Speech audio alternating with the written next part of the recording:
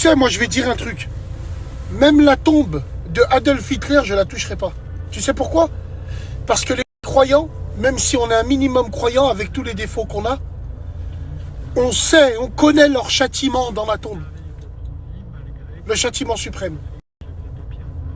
Ça, là, ces gens-là qui vandalisent les tombes, peu importe quelle tombe c'est, faut les enterrer vivants. C'est-à-dire, tu les prends, tu fais une cérémonie comme si ils étaient morts. Mais eux, ils sont en vie. Rappelez-vous les histoires qu'on a retrouvées quand il y avait des cercueils. Quand on a déplacé des cercueils pour changer de cimetière, rappelez-vous qu'il y avait des cercueils qui se sont ouverts avec la vestuité et on a trouvé des traces de griffes. C'est pour ça qu'aujourd'hui, on met les morts 3-4 jours dans un frigo pour savoir s'ils sont vraiment morts. Donc moi, je les enterre vivants, tout simplement. Que ce soit Jean-Marie Le Pen, Tartampion, Pierre-Paul Jacques, un cimetière, c'est un cimetière. Vous avez aucune valeur, aucun principe. La tête de ma mère, c'est un truc de fou. Donc, je vais même aller beaucoup plus loin.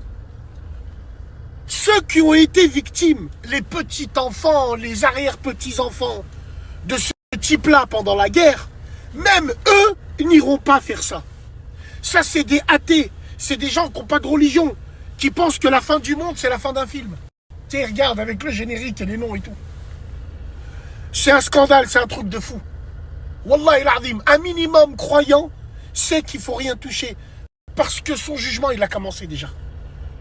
Incroyable, mais vrai, comment les gens... C'est un truc de fou. Ah, les gars, moi je vous dis, hein, s'il y avait eu des gens comme vous pendant la Deuxième Guerre mondiale, on mangerait du strudel à la cantine. Hein. Je vous la ressens souvent, celle-là. Hein. Je vous le dis, moi. Après, rassurez-vous, hein, on connaît les profils des gens qui ont fait ça. Hein. Ah ouais, les petits, là, les petits, ceux qui jonglent là, devant les bureaux de tabac, le plateau du Larzac, là, tu sais, tous ces traites, là, la France, là, eux, là, où leurs arrière-grands-parents sont tombés dans les tranchées, tu sais, leurs arrière-grands-parents, ils mentaient sur leur âge. Ils disaient qu'ils étaient majeurs alors qu'ils étaient mineurs, juste pour aller au front. Voilà, leurs petits-enfants, c'est eux qui font ça.